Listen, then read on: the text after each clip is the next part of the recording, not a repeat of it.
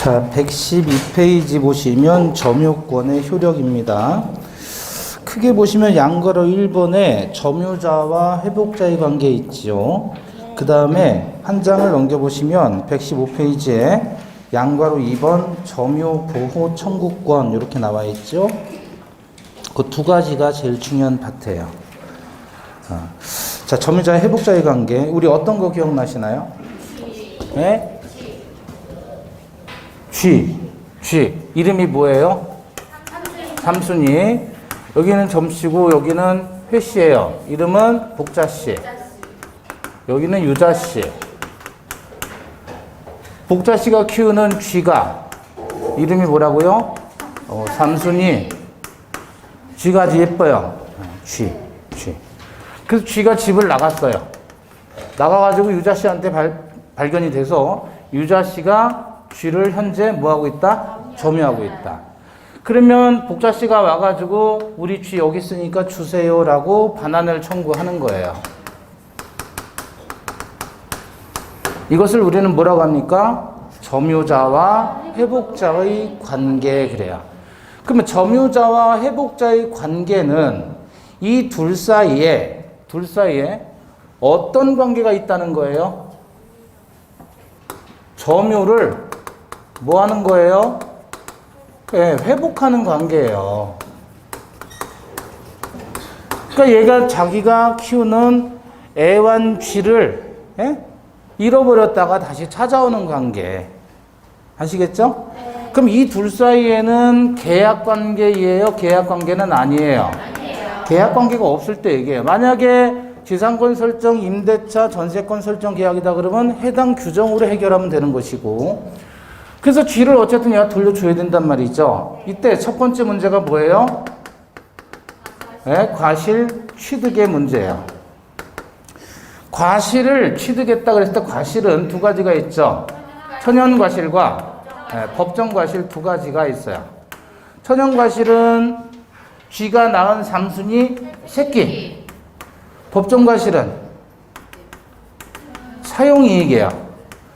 예컨대 이 G가 엄청 커요. 소처럼 커요. 그럴 수 있죠? 그래서 옆에 사람이 와가지고 옆집 사람이 우리 집에 소가 지금 병이 나서 밭을 못 가니 쥐 좀 빌려줘. 그래서 그 G가 대신 밭 갈고 왔어요. 그러면 사용이익이 발생하죠? 하루 빌려줬으니까 5만 원 빌려줬다. 그 5만 원 받아야 된다 그러면 그 5만 원이 사용이익이란 말이야. 일종의 법정과실이다. 그랬을 때 과실을 누가 취득하겠느냐 그거죠. 그래서 만약에 점유자가 선의였다 그러면 과실 취득할 수 있어요. 그죠? 근데 만약에 악이었다 그러면 과실은 취득하면 안 되고 취득했으면 반환을 해야 된다 이거죠. 그래서 선의와 악의의 점유자일 때 이 점유자가 선의일 때는 과실 취득해도 되고 악의일 때는 과실 취득 못합니다. 만약에 선의라고 해도 본권에 관한 소에서 뭐하면 패소하면 언제부터? 소 제기 시부터 뭘로? 악의로 간주를 하게 되니까 소 제기 시점부터 악의로 간주하게 되니까 과실 취득을 못한다 그거죠. 그래서 복자씨가 와가지고 유자씨에게 우리 삼순이 주세요 그랬더니 삼순을 준 거예요. 잘 있어서 삼순하고 배를 만졌는데 배가 쑥 들어간 거예요. 새끼 어쨌어 그랬더니 새끼 먹었다 그래요. 새끼 먹었다. 누가요? 유자씨가 새끼 잡아먹어도 되느냐 그거예요? 된다. 언제? 선의의 점유자일 때는 새끼 잡아먹어도 되는 거예요. 아시겠죠? 다만 이 취득한 새끼 잡아먹었으면 이거 부당이득으로 반환한다, 반환하지 않는다. 부당이득으로 반환하지 않아도 되는 거예요. 그러면 선의면은 결국 자기 소유가 아닌 그 물건의 과실을 취득해도 된다는 얘기고, 선의면 과실 취득이라는 이익이 생기잖아요. 그럼 여기서 선의란 뭐냐 그랬을 때 우리는 선의는 본권이 있다고 오신하는 점유를 선의라고 했지요. 근데 오신을 하면은 오신할 만한 정당한 이유가 있어야 되는 거예요. 근데 정당한 이유 없이 정당한 근거도 없이 덮어놓고 자기가 선이라고 주장할 수도 있겠죠. 그런 경우라면 정당한 이유가 없이 과실을 취득했다면 이때는 불법 행위가 성립한다. 따라서 불법 행위에 의한 손해배상의 청구권을 행사할 수가 있다. 그 얘기예요. 과실 취득에 관한 문제. 그래서 오신할 만한 정당한 근거 내지는 이유가 있어야 되고, 정당한 근거 내지는 이유가 있어야 되고, 그런 경우 정당한 이유가 없이 취득을 하게 되면 불법 행위가 성립한다. 그러면 여기서 말한 이 본권은 과실을 취득할 수 있는 본권이 있다고 믿어야 돼요? 과실 취득 못하는 본권이 있다고 믿어야 돼요? 당연히 과실을 취득할 수 있는 본권이어야지 이게 과실 취득이 정당화되는 거 아니에요? 따라서 이 본권은 과실 취득권이 있는 본권을 의미한다. 이렇게 기억을 하셔요. 예컨대 지상권자는 과실 취득할 수 있나요? 있지요. 당연히 회복자가 왔을 때 유자 씨에게 대해서 야, 내가 반환을 청구하니 달라. 그랬더니 과실을 취득했대요. 자기가. 과실은 못 주겠대요. 그럼 네가 무슨 권리가 있다고 믿었냐? 그랬더니 지상권이요. 그러면 지상권은 원래 과실 취득할 수 있어서 과실 취득한 거니까 당연히 가능한 거예요. 근데 만약에 지역권이다 그러면 얘는 점유를 하지 않죠. 점유를 하지 않으니까 과실은 당연히 취득할 수가 없는 거 아니에요? 근데 자기가 지역권이 있다고 믿고서 과실을 취득했다 그러면 앞뒤가 안 맞잖아요. 설령 지역권이 있다라고 믿었어도 그 지역권은 과실 취득할 수 없는 지역권이잖아요. 또 네가 무슨 권이 있다고 믿었느냐 그랬더니 저당권이다 그래요. 저당권. 저당권도 과실 취득이 안 되는 거잖아요. 설령 저당권이 있다고 믿었을지라도 그 저당권은 본래 과실 취득을 못하는 저당권이기 때문에 선의 점유자로서 과실 취득할 수 없는 권리예요. 그러니까 본권이 있다고 오신한 권리, 본권이 있다고 오신한 점유라면 그러면 과실 취득권이 인정되는데 그건 좀 까다롭다. 첫 번째, 그 본권이 과실 취득할 수 있는 본권이어야 되고, 두 번째, 오신할 만한 정당한 이유 내지는 근거가 있을 때 한해서 과실 취득이 정당화되는 겁니다. 두 번째, 삼순이 주세요 그랬더니 삼순이가 어떻게 됐어요? 멸실, 훼손이 된 거예요. 점유자의 책임이 점유자가 삼순이를 데리고 있을 때 잘 키워야 되는데 얘를 멸실, 훼손시킨 거예요. 그랬을 때 점유자가 선의이고 동시에 자주 점유자였다면 이때는 뭐하죠? 현재 존재하는 이익만을 반환하면 되고, 행여 악의이거나 혹은 타주 점유이었다 그러면 이때는 손해의 전부를 배상을 해야 된다. 그래서 삼순이 주세요 그랬더니 뭘 들고 나와요? 냄비 두 개가 아니라 냄비 안에 뭐 남았어요? 다리 2개 남은 거예요. 그럼 다리 2개만 주면 돼요. 언제? 선의인과 동시에 자주 점유라면 선자 현존이익. 자, 그러면 예컨대 매수인의 점유는 자주 타주. 자주죠. 선의 악이 선의일 거예요. 근데 임차인의 점유는 자주 타주. 얘는 타주죠. 선의 악이. 얘는 선이겠죠? 본권이 있다고 믿었으니까. 도인의 점유는 자주 타주. 도인은 소유의 의사로서 훔친 거잖아요. 소유의 의사가 있으니까 자주예요. 선의 악이. 얘는 본권이 없음을 알면서 했잖아요. 그러면 이 경우라면 도인이라면 악이자 동시에 자주죠. 얘는 현존이익 손해전부. 손해전부죠. 임차인이라면 선의이고 타주예요. 손해전부 현존이익. 선자 현존이익 그랬잖아요. 그러면 이건 선의인데 타주잖아요. 그럼 얘는 뭐예요? 손해전부예요. 얘는 선의이자 동시에 자주잖아요. 선자 현존이익 그러는 거예요. 다시 지상권이 있다고 오신한 점유자다. 오신했으니까 선이죠. 오신한 본권이 뭐예요? 지상권이죠. 지상권은 소유의 의사가 있어요? 없어요? 없으니까 얘는 뭐죠? 타주. 그럼 선타죠? 따라서 손해전부 현존이 손해전부가 되는 거죠. 바꿔서 전세권이 있다고 오신했다. 그러면 오신했으니까 선이죠. 오신한 분권이 무슨 권? 전세권. 전세권은 남의 물건을 빌려서 사용하는 권리죠. 그럼 소유의 의사가 없죠. 그럼 얘는 뭐죠? 타주. 그럼 이것도 선타니까 손의 전부. 예컨대 그러면 소유권이 있다고 오신했다 그러면 선이죠. 오신했으니까 선이에요. 근데 오신한 분권이 무슨 권? 소유권. 소유의 의사가 있는 거죠. 그럼 얘는 선자 현존이익이죠. 아시겠죠? 네. 세 번째 비용 상환의 청구권이에요. 얘는 점유자가 선이냐 악이냐를 따지지 않습니다. 선악을 불문하고 비용 상환 청구할 수 있는데 이 비용은 무슨 비가 있어요? 필요비와 그렇죠. 유익비가 있죠. 필요비는 그 물건의 가치를 유지하기 위한 비용이죠. 그래서 필요비에 대해서는 어떻게 하죠? 과실을 취득한 점유자는 통상의 필요비에 대해서는 상환 청구할 수 없고 퉁칩니다. 즉 예컨대 저 삼순이의 필요비다 그러면 사료값 같은 거야. 그죠? 사료값. 사료값이 예컨대 5만 원 들었다.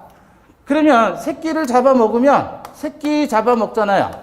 그러면 사료값 5만 원은 퉁친다. 상환 청구하지 못하는 거예요. 당신이 점유함으로써 과실 취득했으니까 그 이익을 봤으니까 필요비는 상환 청구 못하게 만들었습니다. 그럼 이 비용 상환 청구는 누가 누구에게 청구하는 거예요 지금? 무슨 회복자가 점유자가 회복자에게 내가 네 삼순이를 키워줬으니까 비용 내놔라 라고 요구하는 거잖아요. 그죠? 그러니까 점유자가 회복자에게 비용 상환 청구하는데 그 비용이 필요비에 해당한다면 과실을 취득했는지 안 했는지를 따져야 돼요. 필요비도 통상 필요비가 있고 특별 필요비 이렇게 나누는데 그거는 우리 시험에 안 나오니까 그냥 필요비라고 생각하시면 되고 새끼 잡아먹으면 사료값은 달하지 못한다. 두 번째 유익비는 말 그대로 이익이 있어야지 유익비죠. 이거는 가액의 증가가 현존해야 유익비가 되는 거예요. 가치의 증가를 위한 비용. 가치를 유지를 위한 비용이라면 필요비, 가치를 증가시키는 비용이라면 유익비예요. 유익비. 그럼 예컨대 어떤 거냐면 삼순이가 뭐를 좋아한다고요? 쥐고기를 좋아해요. 쥐고기. 그런 얘기 들어보셨어요?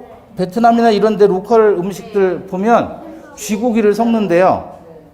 쥐를 단가 낮추려고. 그러니까 길거리에서 음식 그런 거 빵 같은 거 이렇게 들어가는 거 있잖아요. 빵 속에 들어가는 거. 뭐라 그래요, 그거? 햄 같은 거 있잖아요. 그런 것도 다 쥐고기가 더 들어있다니까 조심해서 많이들 드세요. 그래서 얘가, 삼순이가 뭘 좋아해요? 쥐고기 좋아한다 그랬죠? 쥐고기를 먹었어요. 쥐고기를 먹고 돼지 같은 쥐가 됐어요. 근수가 늘어났죠? 근수가 늘어났어요. 그럼 유익비죠? 가액이 증가됐잖아요. 그렇게 가액의 증가가 현존한 경우에 한해서 둘 중에 하나예요. 지출 금액이나 가치 증가액이에요. 그래서 쥐고기 값이 5만 원이 들어갔는데 얘가 5만 원에 거래되는 게 15만 원, 20만 원에 거래돼요. 그럼 15만 원의 가치의 증가가 있는 거예요. 둘 중에 하나를 누가 선택합니까? 회복자가 선택합니다. 뭘로 바꾸면 틀려요? 점유자가 선택한다 그러면 틀려요. 자, 돈 주는 사람은 누구? 돈 주는 사람은? 그래서 회복자가 선택하는 거예요. 돈은 누가 줘요? 회복자가 주니까 돈 줄 사람이 둘 중에 하나 선택해가지고 주면 되는 겁니다. 이해되시죠? 점유자가 선택하는 거 아니에요. 그럼 언제 선택하느냐 이거를 유익비 상환 청구는 언제 하냐면 삼순이 반환 시에 유익비 상환 청구할 수 있는 거예요. 삼순이 반환 시. 그럼 많은 삼순이 반환 시에 삼순이 주세요라고 했을 때 유익비 상환 청구할 수 있는데 그런데 둘 중에 하나를 회복자가 선택한다면서요. 선택을 했는데 단위 돈을 못 줘요. 돈이 없어서. 회복자가 돈이 없어요. 금액이 클 수 있잖아요. 그럼 돈을 못 주면 어떻게 하느냐? 뭐 하는 거죠? 유치권 행사하는 거예요. 누가? 점유자가 비용 들어갔으니까 돈을 못 받으면 대신 삼순이 유치해버립니다. 그러면 회복자 입장에서는 급하게 자기 잠수를 찾아가야 될 상황이 생길 수도 있잖아요. 이때 법원에 상당한 상환 기간의 허여를 청구해서 법원이 상환 기간을 늘려줘요. 즉 돈을 갚을 기간을 허락해 줍니다. 그걸 허여한다 그래요, 한자로. 법원이 상당한 기간 3개월의 유예 기간을 허여한다, 허락하면 이때는 유치권 행사할 수가 없다, 그런 뜻이에요. 아시겠죠? 비용상환 청구권. 자, 그래서 오른쪽에 보시면 113페이지 선의일 때 악일 때 나눴죠? 선의 점자란 과실수취권을 포함하는 본권, 소유권, 지상권, 임차권, 전세권 이런 거죠. 이것이 있다고 오신하고 플러스 오신할 만한 정당한 근거 이유가 있어야 된다. 그런데 거기서 본권에서 뭐는 빠져요? 저당권이나 지역권 이런 것들은 빠진다는 얘기야. 본권이 있다고 오신한 점유가 선인데 여기서 말하는 본권은 과실 취득할 수 있는 본권. 오신할 만한 정당한 근거가 있어야 된다. 선의 점자는 점유물의 과실을 취득한다 그랬죠? CF는 비교할 거 없고요. 지워버리시고 선의의 점자가 얻은 건물의 사용 이익은 과실에 준해서 취급한다. 그래서 여러분 문제를 낼 때 여기 봐봐요. 갑소유의 건물을 을이 점유한 경우 뭐 예를 들어 3년 동안 점유한 경우 이런 식으로 문제가 나온단 말이에요. 네? 갑수의 건물을 을이 아무런 권한 없이 3년 동안 점유를 했다. 문제에서 이렇게 나와요. 사례 문제로. 이해되셔요? 네. 그러면 을이 3년 동안 점유했다라는 말은 을이 3년 동안에 뭐를? 사용 이익, 즉 과실을 취득했다는 얘기예요. 이게 이미 숨어 있는 거예요. 문제, 함정으로. 그럼 지문에 보니까 지문 3번에 뭐라고 나오냐면 을이 점유하면서 예를 들어 장판을 낡은 장판을 걷어내고 새로 깔았다. 새로 5만 원어치 깔았다. 5만 원 너무 싸죠? 100만 원어치 깔았다, 장판을. 그럼 이 100만 원에 대해서 필요비를 상환 청구할 수 있다라고 하면 틀린 거예요. 왜냐하면 비용 들어갔을 때 필요비는 선이든 악이든 상환 청구할 수 있다 그랬잖아요. 그런데 과실을 취득한 점유자는 통상 필요비 상환 청구 못 한다 그랬죠? 얘가 지금 3년 동안 사용을 했죠? 사용 이익을 과실 취득이라고 보면 통상 필요비는 상환 청구할 수 없다로 봐야 돼요. 문제 풀 때. 아시겠죠? 네. 그래서 건물 사용 이익은 과실에 준한다. 선의 점자는 과실을 수취해도 부당이득 반환하지 않는다 그랬죠? 악이 보시면 선의 점자라고 해도 본권에 관한 소에서 뭐하면 패소하면 언제부터? 소재기 시부터 악의의 점자로 본다. 그러면 그 말은 소재기 시부터 악의의 점자가 되니까 그 말은 무슨 뜻이에요? 과실 취득하지 못한다는 거죠? 그럼 이것도 문제 이렇게 나오는 거예요. 봐봐요. 5월 1일 날 소송을 제기했어요. 그래서 10월 1일 날 판결을 확정받았어요. 네? 그럼 얘는 언제부터? 5월 1일부터 악의가 되는 거예요.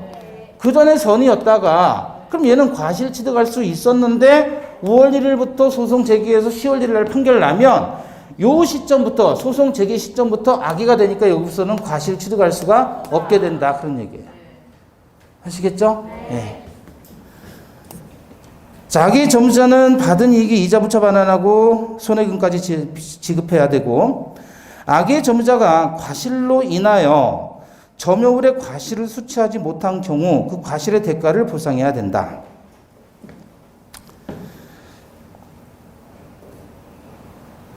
당연히 과실 취득하면 악의 점유는 과실 취득하면 안 되겠죠. 근데 자기가 과실을 취득했다 그 말이에요. 그럼 어쨌든 과실 취득하면 안 되는 것이기 때문에 과실은 반환한다 그 얘기입니다.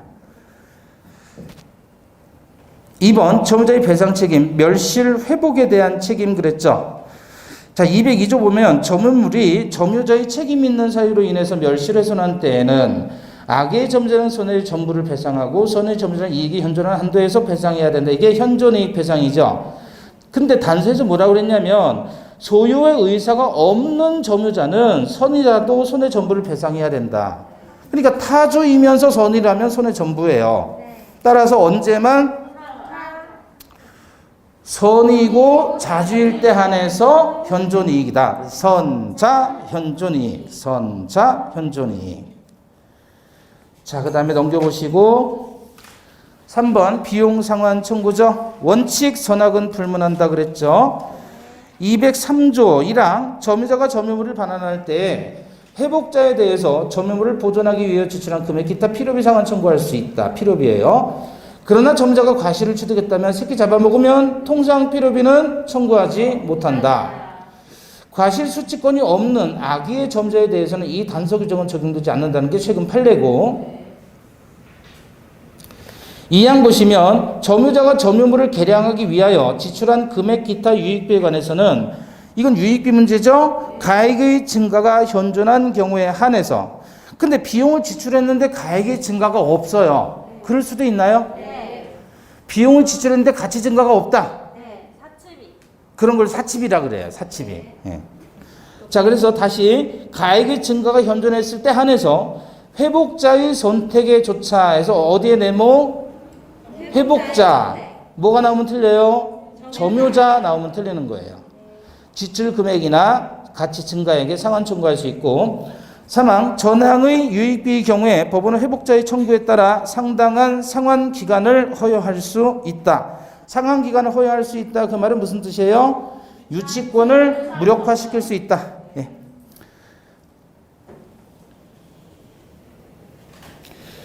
자, 적용 여부 보시면 적용이 되고 안 되고 이렇게 구별하다는 건데, 적용되는 경우 무효인 매매계약의 매수인이 점유 목적물에 들인 필요비 등을 지출한 후 매도인이 그 목적물을 제3자에게 양도한 경우 점유자인 매수인은 양수인에게 비용상환 청구할 수 있다. 다시 말하면 비용상환 청구권이 적용된다는 거예요. 무효인 경우에도. 근데 밑에 토지 임차인이 토지의 유익비를 지출한 다음 임대인이 토지를 제3자에게 양도한 경우 특별한 사정이 없는 한 임차인은 점유자의 비용상환 청구를 주장해서 양수인에게 비용상환 청구받을 수 없죠. 왜요? 임대차 계약이라는 계약관계이잖아요. 점유자의 회복자 관계가 적용되는 게 아니란 말이에요. 이건 임대차 규정에 의해서 해결하면 되는 거예요. 자, 여기 봐봐요. 점유자와 회복자의 관계가 적용되는 경우는 당사자 간의 계약 관계가 있을 때 없을 때? 없을 때. 또는 당사자 간의 계약 관계가 있는데 그것이 무효나 취소되었을 때 이 규정이 적용되는 거예요. 근데 두 번째 경우라면 이건 임대차 계약 관계에 존재하니까 이 임대차 규정에 따라서 해결하는 겁니다. 행사 시기 언제예요? 반환 시 그랬죠. 반환 시. 그래서 반환을 청구받은 때. 필요비, 점유물에 관한 비용상환 청구는 악의의 점유자에게도 인정된다. 그래서 악의의 점유자도 인정되니까 비용상환 청구는 원칙적으로 선의와 악의를 묻지 않는다. 이렇게 기억하시고, 유익비에 보시면 가액의 가액 증가가 현존할 때 한해서 누구 선택? 회복자의 선택. 유익비에 대해서 오른쪽 페이지 유예기간 있지요? 유익비 상환 청구에 대해서는 회복자는 법원에 상환기간에 허여를 청구할 수 있고, 누가? 회복자가 청구하는 거예요. 회복자가. 돈 줄 사람이. 나 돈 없으니까 기간 좀 유예를 해주세요 라고 법원에다 요청을 하면 판사가 허락해 줄 수 있단 말이죠. 허여한다. 법원이 유익비 상환을 위해서 상당한 기간을 허여한 경우, 허락한 경우 유치권 성립하지 않는다. 그 밑에 판례는 복잡하니까 지워버리시고. 됐죠? 그래서 비용상환 청구권과 관련해서 이 점유자와 회복자의 관계는 반드시 기억을 하셔야 돼요. 중요한 문제고 사례로 나오면 대책이 없어요. 이거 모르면. 아시겠죠? 네. 그 다음에 점유보호 청구권인데 점유물 반환 청구권하고 소유물 반환 청구권하고 비교를 하셔야 된다. 점유물 반환 청구권하고 소유물 반환 청구권을 비교하셔야 되는데, 점유자가 점유하는 물건을 빼앗겼을 때 반환을 청구할 수 있어요. 그러면 예를 들어 갑이 자전거의 소유자예요. 자전거의 소유자인데 을이 도인이에요. 그래서 갑의 자전거를 훔쳤습니다. 이렇게. 그러면 얘한테 점유권에 기인한 반환을 청구할 수도 있고, 소유권에 기인한 반환을 청구할 수도 있단 말이에요. 그럼 여러분들은 뭐 하실 거예요? 전반청 한다 그랬죠? 왜냐하면 이게 입증이 쉬우니까. 얘는 소반청은 소유권이 있음을 일단 입증하는데 시간이 걸리잖아요. 입증하기 어려운 경우도 있죠. 10년 전에 물건 놓은 자전거예요. 그걸 10년 전에 산 거를 어떻게 입증할 거예요? 그죠? 그러니까 소반청보다는 점유권에 기인한 반환 청구 소송이 훨씬 더 간편하다. 그럼 두 개의 차이점은 무엇이냐? 결국 본권이냐 아니냐 아니면 점유권이냐 그 차이로 가는 거예요. 소유권은 본권에 기인한 반환 청구고 점유물 반환 청구는 점유권에 기인한 반환 청구예요. 차이점은 뭐냐 이거죠. 어쨌든 얘 입장에서는 자전거를 돌려받으면 그만인 거예요. 그걸 소유권을 주장하든 점유권을 주장하든. 그리고 두 개는 별개인 겁니까? 같은 겁니까? 별개이다. 별개. 그래서 얘하고는 다른 거예요. 다른 건데 그래서 우리 법은 점유에 관한 소와 본권에 관한 소는 서로 영향을 미치지 아니한다라고 규정을 한 거예요. 별개니까. 다른 겁니다. 자, 그러면 소반청과 전반청 비교했을 때 전반청이 소반청에 비해서 다른 것 하나. 첫 번째, 점유, 침탈 시에만 반환 청구가 인정이 됩니다. 점유권에 기인한 반환 청구가 언제만 인정된다고요? 점유, 침탈 시에만. 침탈이라는 건 의사의 반환 점유의 상실을 침탈이라고 표현해요. 의사의 반환 점유 상실. 쉽게 말하면 빼앗긴 거예요. 그럼 의사에 의한 점유 이전인 경우에는 침탈인 거예요? 침탈이 아닌 거예요? 침탈이 아닌 거예요, 이때는 점유권에 기인한 반환 청구권을 행사하지 못하는 거예요. 어떤 경우냐? 기망에 의해서 물건을 인도를 한 경우예요. 사기당해서. 그럼 지가 사기당해서 하자 있는 의사에 기해서 사기당해서 즉 하자 있는 의사에 기해서 물건을 인도해 준 거죠. 자기 손으로 준 거잖아요. 이런 건 침탈이라고 하지 않는 거예요. 또 직접 점유자의 의사에 의해서 물건을 이전했는데 이것이 간접 점유자의 의사에 반한 경우예요. 이것도 침탈은 아니라는 거죠. 간접 점유 의사에 반할지라도 직접 점유자가 점유권을 가지고 있는 이상 그자가 물건을 인도해 줬다면 이건 침탈이 아니다. 따라서 이 두 가지 경우에는 점유권에 기인한 반환 청구할 수 있어요? 없어요? 이거 안 된다는 거예요. 그러나 소유권에 기인한 반환 청구 돼야 안 돼요? 이건 되는 거예요. 소반청은 가능해요. 이 경우에. 두 번째, 전반청은요. 제척기간이 적용됩니다. 제척기간. 점유 상실 시로부터 1년 내. 점유 상실 시로부터 1년 내. 그런데 특징은 얘는 출소기간입니다. 출소기간. 반드시 소송으로 제출해야 돼요. 서류를. 소송으로 해야 되는 기간은 무슨 기간? 출소기간이고 이 출소기간은 우리 민법에서 여기서 딱 한 번 나오니까 다른 데서 쓰면 안 돼요. 이 단어는. 제척기간인데 그 제척기간의 성질이 소송으로 해야 되는 기간이다 그래서 출소기간이 그래요. 출소기간. 소송으로 제출해야 되는 거예요. 서류를. 다시 말하면 점유물 반환 청구하려면 점유 상실 당한 날로부터 1년 동안 그 이내에 전반청이 가능해요. 근데 만약에 1년이 넘어갔다 그러면 전반청 행사할 수 없는 거예요. 그럼 1년 넘어가면 소반청은 가능한가요? 그건 되는 거예요. 세 번째, 선의의 특별 승계인에게는 점유물 반환 청구할 수가 없습니다. 선의의 특별 승계인이야. 특별 승계인 다른 말로 특정 승계 그러죠. 특별 승계, 특정 승계인. 반대말은 뭐예요? 포괄 승계인이죠. 상속인은 포괄 승계인이죠. 근데 매수인은 특정 승계인이죠. 임차인도 특정 승계인이죠. 이런 사람에게는 점유물에 기한 반환 청구 행사할 수 없다는 거예요. 점유권에 기한 반환 청구. 근데 갑소유 물건인데 을이 가지고 있어요. 을이 물건을 가지고 있다면 얘는 이자에 대해서 반환 청구할 수 있잖아요. 근데 문제는 얘가 매매 계약을 해서 병에게 넘겨준 거예요. 근데 얘가 그런 사실을 몰라요. 그럼 얘는 선의이자 동시에 특별승계인이죠. 매매 계약했으니까. 이자에 대해서 갑은 점유물 반환 청구할 수 있다, 없다? 없다. 소유물 반환 청구는 할 수 있다, 없다? 있다.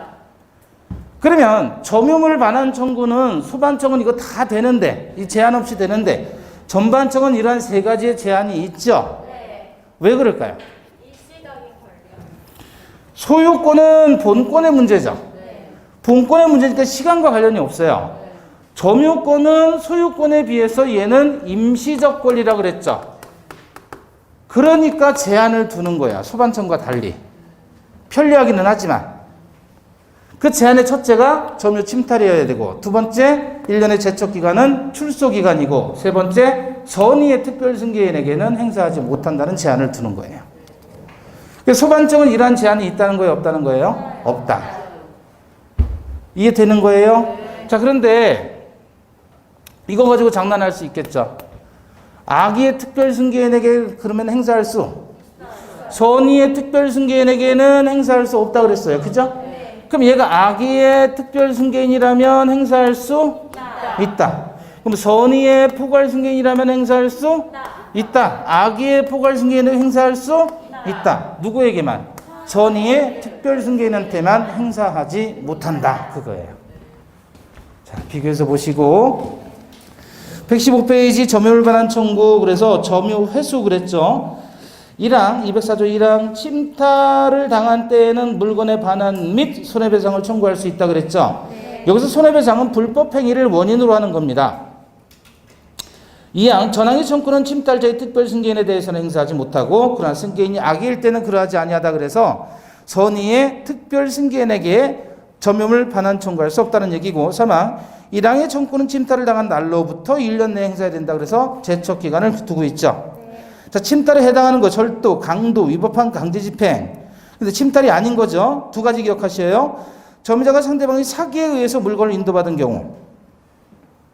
그 다음에 두 번째가 직접 점유자가 자기 의사에 의해서 점유물을 제3자에게 인도했던데 간접 점유자에게 의사에 반했다면 점유물 반환 청구할 수 없다. 왜? 침탈이 아니기 때문에. 넘겨보시고 상대방의 제한이죠.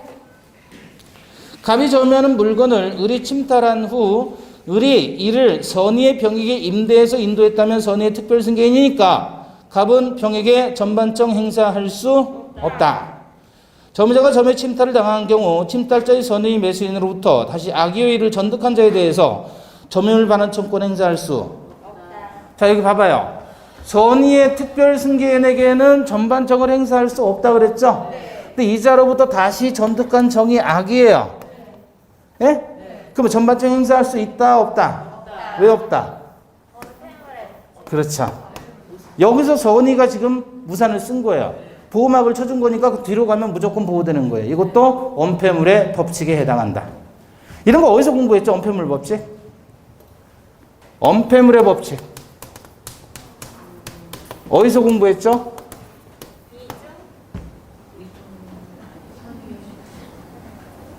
아니, 갑에서 을에서 병 넘어가고 정까지 넘어가는 거 어디밖에 없어요? 통정허위 표시에서 공부했잖아요. 근데 이거는 허위 표시에서만 나오는 게 아니라 모든 민법의 전체 이론이 다 같아요. 앞에서 이미 보호가 됐다면 그 뒤로는 무조건 보호되는 거예요. 그래서 제가 우산을 팍 폈다 그랬잖아요. 보호막이에요, 이게 보호막. 엄폐물입니다. 자, 그 얘기가 상대방 제한에 나와 있는 거고요. 행사 기간입니다. 전반청에 행사하는 경우 1년 내에 행사하고, 그러면 해수청구의 행사 기간은 무슨 기간이다? 출소 기간이다. 제척 기간인데 다른 제척 기간은 소송으로 안 해도 돼요. 소송으로 안 해도 돼요. 재판상 재판 외에 다 가능한데 얘는 반드시 재판상으로 해야 된다 그래서 출소 기간이에요. 그런 의미가. 제척 기간 이퀄 출소 기간이 아니에요. 예. 자, 그 다음에 점유물 방해 제거, 방해 예방 청구, 점유소와 본권에서 서로 별개다 그 얘기죠. 네.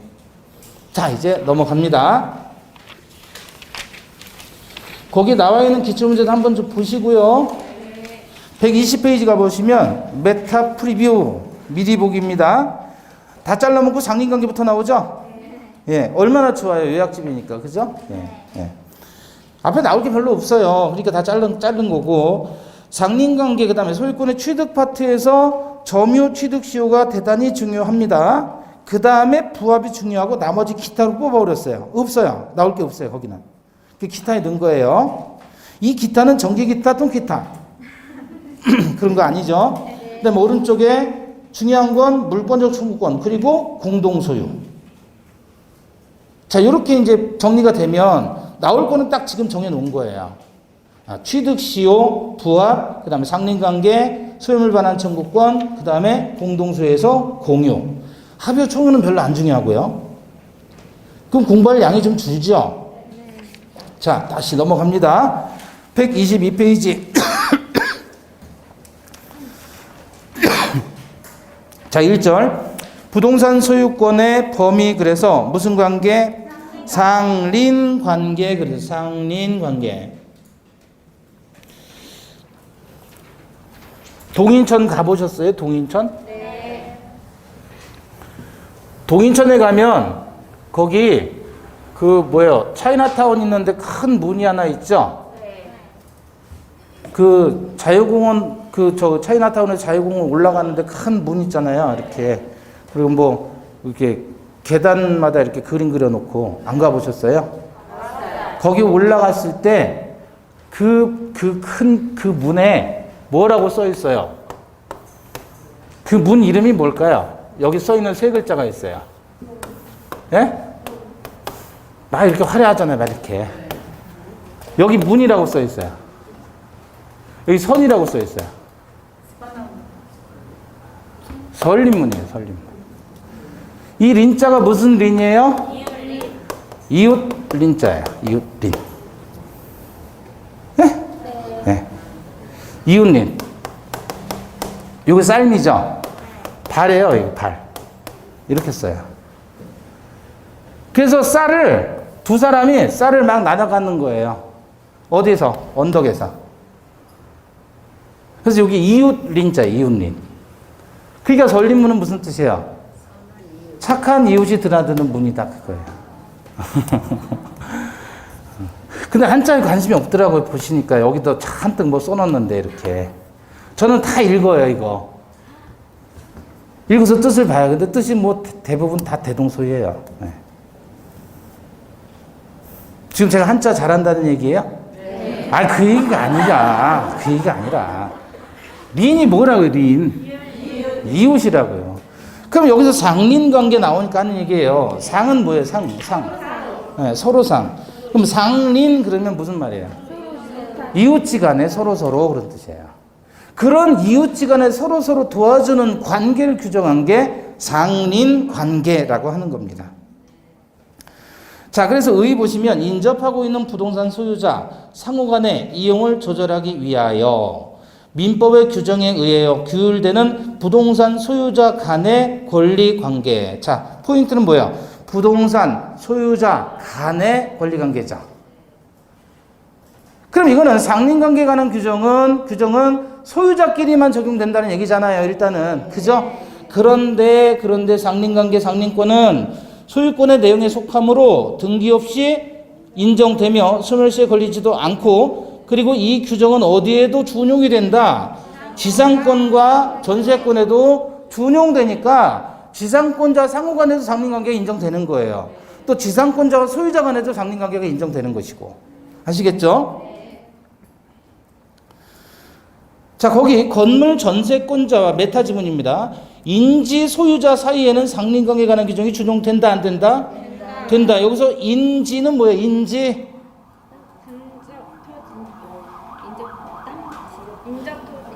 인지가 뭐예요? 한자. 아니, 한자 린자가 무슨 린이에요, 이게? 이웃. 지는 땅지. 이웃 토지. 옆에 있는 토지. 그걸 인지라고 하는 거예요. 그래서 밑에 인지 사용 청구권 그랬잖아요. 216조 1항. 인지가 뭐라고요? 인접한 토지, 이웃의 토지.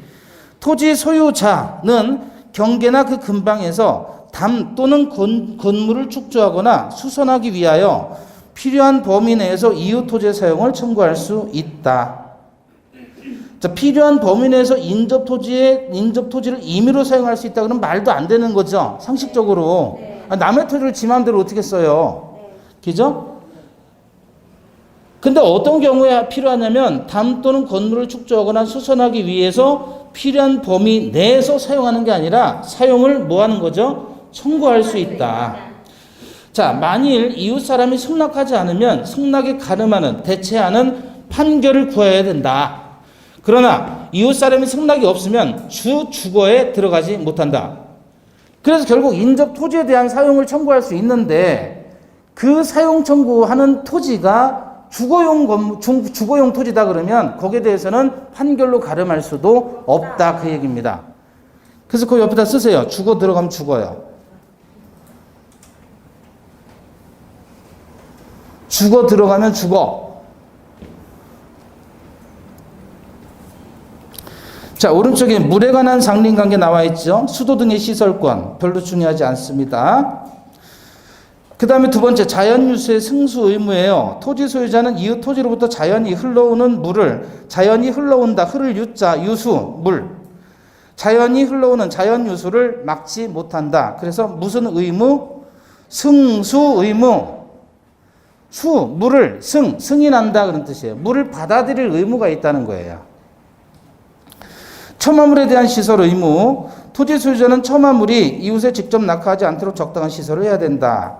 여수급여 청구권은 여수는 뭐야? 남을 여자. 남는 물을 달라고 요구하는 권리입니다. 여수급여 청구권. 역시 안 중요해요. 경계에 관한 상린관계입니다. 경계표 담의 설치. 인접해서 토지를 소유한 자는 공동의 비용으로 통상의 경계표나 담을 설치할 수 있다. 통상의 경계표나 담을 설치할 수 있고요. 통상의 경계표나 담의 설치 비용은 쌍방이 어떻게 해요? 절반에서 부담합니다. 설치는 어떻게? 절반. 그러나 측량은 어떻게 해요? 면적에 비례. 요거 자주 나와요. 설치는 리을이니까 절반 리을. 측량은 측 기역이죠. 면적의 적도 기역. 그런데 이렇게 한번 보셔요.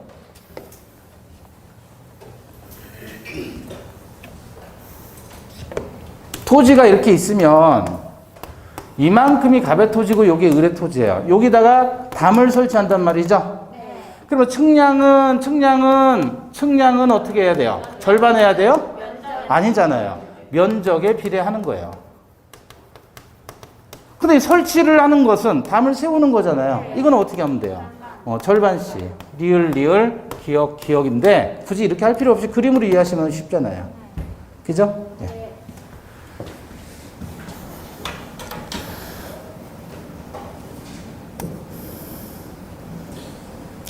담의 특수시설 보시면 인지 소유자는 자기 비용으로 담의 재료를 통상보다 양호한 것을 할 수 있으며 그 높이를 통상보다 더 높게 할 수 있고 또는 방화벽, 기타 특수시설을 할 수 있죠. 그 다음에 경계표 등이 공유 추정인데 경계에 설치된 경계표, 담, 국어가 뭐예요? 또랑 국어 등은 상린자의 공유로 추정하는데 그러나 경계표, 담, 국어 등이 상린자 일방의 단독 비용으로 설치되었거나 담이 건물의 일부인 경우에는 공유로 추정하지 않겠죠. 담이 건물의 일부가 될 수도 있나요? 담이 건물의 일부가 되는 건 어떤 경우야?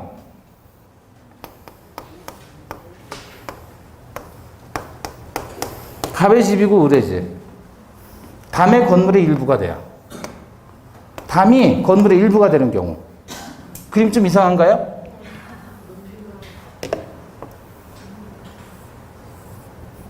이렇게 건물을 졌어요. 이해되나요? 네. 아니 지대가 좀 높아서 이런 식으로 지었어요. 그럼 담이 건물의 일부가 되잖아요. 요거를 얘기하는 거예요. 요때는 요거는 얘가하고 공유가 아니다 그 말이에요. 네? 네. 주택의 일부도 대지 경계표인 담이 될 수 있죠. 이 경우도 마찬가지 주택의 일부도 담이 될 수 있다는 얘기예요. 이때도. 네. 경계에 설치된 담이 상린자의 공유인 경우 상린자는 공유를 이유로 공유 분할을 청구할 수 있겠어요? 없겠어요? 없겠죠? 넘겨보시고 요것보다는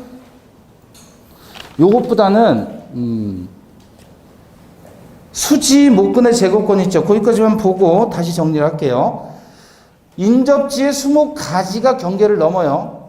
수목가지가 경계를 넘을 때에 소유자에 대해서 가지의 제거를 청구할 수 있죠. 네. 가지가. 근데 인접지 소유자가 가지 제거 청구에 응하지 아니할 때에는 청구자가 가지를 제거할 수 있어요. 반면에 인접지 수목 뿌리가 경계를 넘으면 어떻게 합니까? 임의 제거죠. 뿌리가 넘어올 때는 그냥 잘라버리는 건데 가지가 넘어오면 어떻게 해요? 청구 후 임의 제거예요. 청구 후 제거. 뿌리가 넘어오면 그냥 자르고 가지가 넘어오면 청구하고 그 다음에 청구했을 때 제거 안 하면 임의로 제거하는 겁니다. 차이점 기억하실 수 있죠? 가지와 뿌리 기억하셔요. 뭐부터 잘라버려요? 그냥 뿌리부터 잘라버려요. 뿌리부터. 그 다음에 4번 경계선 부근의 공작물의 설치에 대한 상린관계. 그래서 경계선 부근의 건축 나와 있죠. 건물을 축조하면은 특별한 관습이 건물을 축조함. 그래서 건물의 건자, 축조의 축자 합치면 건축. 경계선 부근의 건축, 건물을 축조할 때는 경계로부터 몇 미터? 반 미터 이상의 거리를 두어야 한다. 반 미터. 그래서 경계선 부근의 건축은 몇 미터 앞에다 두고 반 미터 앞에다 두고 그랬잖아요. 그죠? 예. 그 다음에 돌출된 부분까지 완성 후 착수 인력 결과 철거 못한다. 그 얘기인데 별로 안 중요하고요. 그것보다는 여기 보세요. 민법의 규정이 있는데 관습이 있으면 관습이 우선해서 적용되는 경우 그거는 반드시 정리하셔야 돼요. 민법의 규정이 있고요. 관습이 있을 때 관습이 우선해서 적용되는 경우 민법의 규정보다 관습이 우선하는 경우예요. 첫 번째가 경계선 부근의 건축은 몇 미터 앞에다 두고 반 미터 앞에다 두고 경계선 부근의 건축. 두 번째 경계표나 담의 설치 및 측량이에요. 설치는 어떻게 한다고 그랬어요? 경계표나 담의 설치는 절반, 측량 비용은 면적의 비례. 그래서 설치의 리을, 절반의 리을, 측량의 기억, 면적의 기억. 안 해도 그냥 그림으로 기억하시라고요. 세 번째는 공유, 하천, 용수권이에요. 개인 하천이 아니라 무슨 하천이에요, 지금? 공유 하천이죠? 그 하천은, 하천에서 나오는 물을 사용하는 권리인데, 물을 혼자만 다 쓰라는 거예요? 아래지 사람들하고 논아 쓰라는 거예요? 논아 써라. 그런데 관습이 있으면 관습대로 해라, 그거죠. 이해되시죠? 공유 하천 용수권. 공유 하천인데 여기 물을 저장하는 시설을 보라고 해요. 그러면 상류지 소유자하고 하류지 소유자하고 얘네들이 물을 다 갖다 쓰면 물이 마르잖아요. 하류지 못 쓰죠. 그러니까 논아 써라 그 얘기예요. 논아 써라. 저수, 인수, 배수. 저수는 뭐예요? 물을 담아두는 거, 저장하는 거. 인수는 끌어오는 시설. 배수는 빼는 거. 저수, 배수, 인수를 위한 공작물의 공사 비용은 공작물 소유자가 내라 그 얘기예요. 관습이 있으면 관습대로. 요거 네 번째요. 네 번째. 저수, 배수, 인수 등을 위한 공작물의 비용. 수류 변경권이에요. 흐르는 물이 있는데 이 흐르는 물이 옆에서 보면 이렇게 또랑을 통해서 흘러간단 말이에요. 그랬을 때 이 또랑을 우리는 뭐라 그랬죠? 국어 그랬죠? 국어일 때 이 벽면을 안이라고 합니다. 안. 언덕 안자예요. 언덕 안자. 안이라고 하는데 경계가 있단 말이에요. 경계. 그럼 여기가 갑토지고 여기가 을토지란 말이죠? 그러면 갑의 입장에서 을토지 사이에 이게 저수지나 국어가 있단 말이죠. 이런 경우에는 수로의 폭과 수류를 변경하지 못합니다. 그러니까 폭을 더 파거나 흐르는 물의 흐름을 이런 식으로 바꿀 수 없다는 얘기야.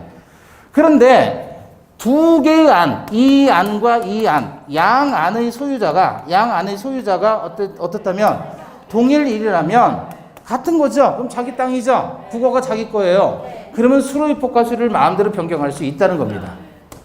원칙적으로는 대안의 소유자가 다른 사람이라면 수로의 폭과 수를 변경하지 못한다. 수로 변경 금지. 예외적으로 양안의 소유자가 같을 때에는 수로의 폭과 수를 변경할 수 있다. 그 얘기예요. 그 다음에 저수배수 인수를 위한 공정거래 공사비용. 6번째, 소통 공사권이에요. 흐르는 물이에요. 흐르는 물. 그러면 자연적으로 흐르는 물, 자연유수예요. 자연적으로 흐르는 물에 대해서는 저지 소유자가 임의로 흐르는 물을 막아서는 안 됩니다. 무슨 의무가 있다? 승수 의무가 있다. 근데 흐르는 물이 막혀요. 막혔다는 걸 뭐라 그러죠? 폐색 그러죠. 폐색. 흐르는 물이 막혔어요. 그러니까 뭐 흐르는 물이 자연적으로 막혔을 때는 뚫어야 되는데 누가 뚫냐면 고지 소유자가 뚫습니까? 저지 소유자가 뚫습니까? 고지의 소유자가 자비로 소통에 필요한 공사를 할 수 있다는 겁니다. 고지대의 소유자가. 저지대 소유자가 아니라 고지대 소유자가 자신의 비용으로 소통에 필요한 공사를 할 수 있다. 소통 공사권이에요. 그래서 요게 민법에 있는 규정인데 그것 말고 관습이 있으면 그 관습이 민법의 규정보다 우선한단 말이죠. 암기. 경계선 부근의 건축은 몇 미터? 반 미터. 경계표 다음에 설치 및 측량 비용 설, 공유 하천 용수권의 용, 수류 변경 금지 예외, 양안의 소유자가 같을 때는 수로의 폭과 수를 변경할 수 있다고 그랬죠?